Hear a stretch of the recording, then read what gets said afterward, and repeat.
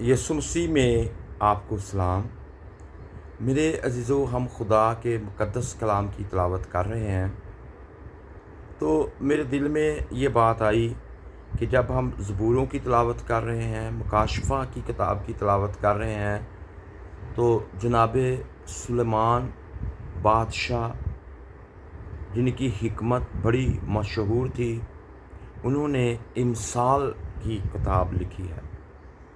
तो मेरे दिल में ये बात आई है कि हम इसका भी मतालिया तिलावत करें, तो इसलिए आज से मैंने इसकी तिलावत शुरू की है। और यकीनन जब आप इनको पढ़ेंगे तो आप बरकत पाएंगे और आप गवाही देंगे कि वाकई मेरे लिए बड़ी ही बरकत का बाहिस है। ये कलाम आप जब सुनकर अपने दिल में रखेंगे, आपकी बेचैनियों को, आपके अंदर से खौफ को निकालेगा, बल्कि आप हर आफत से न डर हो जाएंगे, बेखौफ होकर इत्मीनान से ज़िंदगी बसर करेंगे, क्योंकि कलाम आपको इत्मीनान देता है और महफूज रखता है। तो ज़रूर इसको सुने, और जो सुनेगा, आप सुनकर दुनिया की सब कौमों से ज़्यादा सरफराज होंगे। सुनकर देखें, आप इधर उधर की बातें भी तो सुनते हैं, आप कलाम को सुने, कलाम के साथ वक्त गुजारें। जब आप कलाम को सुनते हैं, इसमें वक्त गुजारें, आप खुदा के साथ वक्त गुजार रहे हैं। तो आइए हम शुरू करते हैं। पहला बाब है इमसाल, और अगर मैं इसका आपको थोड़ा सा तारा बता दूं, तो इमसाल की किताब मकूलों और ज़रबुल मिसाल की सूरत में मजहबी और इखलाकी तलीमात का मजमुआ है। इसमें से अक्सर व बेशतर का तल्लक दूसरों की अमली ज़िंदगी से है। आगाज़ ही में अगर आप इस पर गौर करें तो याद लाया गया है कि इल्म व फ़हम हासिल करने के लिए खुदावंद को बुज़ुर्गों बरतर और उसको मानने के लिए ज़रूरी है कि उसके बाद ना सिर्फ मजहबी और अखलाकियात की बातें हैं, बल्कि खुश अखलाकी आदाब और अतवार और अक्ल की बातें भी हैं। तो मेरे अज़ीज़ों, इसमें छोटे छोटे मकूलों में कदीम इसराइल जो हैं, उस्तादों की बसीरत और मामला और फहमी नज़र आती है। तो आइए हम पढ़ते हैं पहले बाब से। इमसाल की अहमियत, इसकी अहमियत क्या है, ये हमारी ज़िंदगियों में क्या अहमियत रखती है। तो हम पढ़ते हैं, इसराइल के बादशाह सुलेमान बिन दाऊद की इमसाल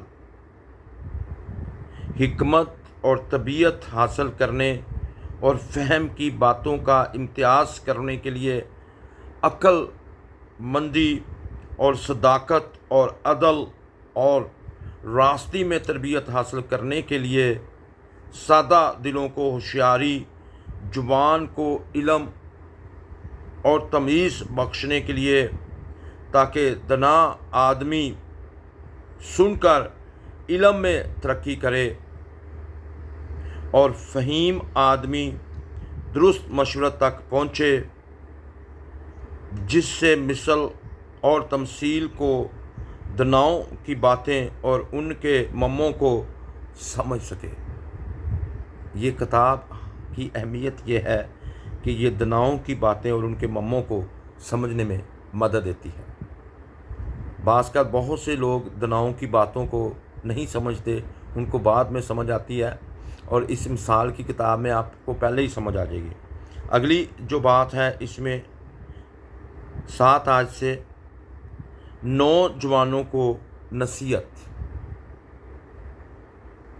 खुदावंद का खौफ इल्म का शुरू है, लेकिन अहमक हिकमत और तरबियत की हकारत करते हैं।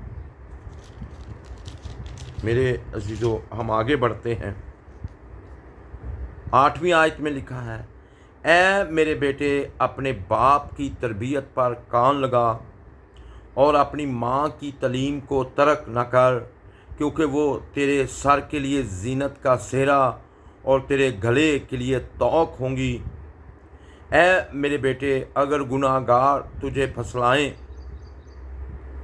تو رضا مند نہ ہونا، اگر وہ کہیں ہمارے ساتھ چل، ہم خون کرنے کے لیے تاک میں بیٹھیں اور چھپ کر بے گناہ کے لیے ناحق گھات لگائیں، ہم ان کو اس طرح جیتا اور سموچا نگل جائیں جس طرح پتال مردوں کو نگل جاتا ہے۔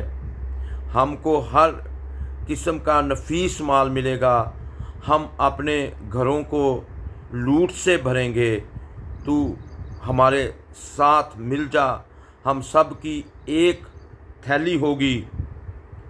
تو اے میرے بیٹے تو ان کے ہمراہ نہ جانا، یہ نصیحت ہے، ان کے ہمراہ نہ جانا، ان کی راہ سے اپنے پاؤں روکنا، کیونکہ ان کے پاؤں بدی کی طرف دوڑتے ہیں اور خون بہانے کے لیے جلدی کرتے ہیں، کیونکہ پرندوں کی آنکھوں کے سامنے جال بچھانا عبث ہے، اور یہ لوگ تو اپنے ہی خون کرنے کے لیے تاک میں بیٹھے ہیں اور چھپ کر اپنی ہی جان کی گھات لگاتے ہیں۔ نفع کے لالچی کی راہیں ایسی ہی ہیں، ایسا نفع اس کی جان لے کر ہی چھوڑتا ہے، جیسا نفع یہاں پر لکھا ہے۔ میرے عزیزو اگلا جو حصہ ہے اس میں تیسرا اس کا جو پوائنٹ ہے، حکمت پکارتی ہے، حکمت اپنی آواز بلند کرتی ہے۔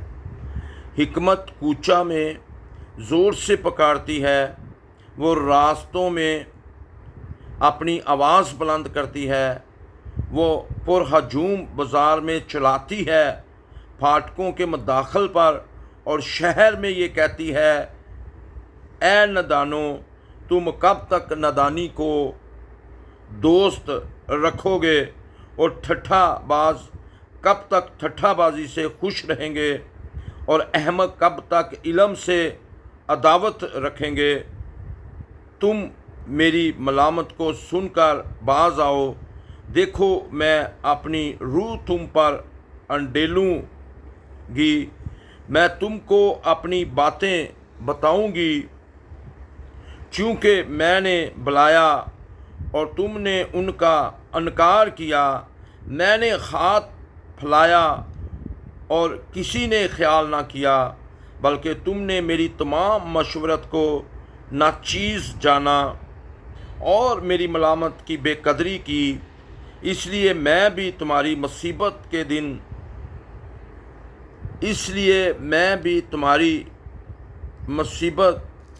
کے دن اور جب تم پر دہشت چھا جائے گی،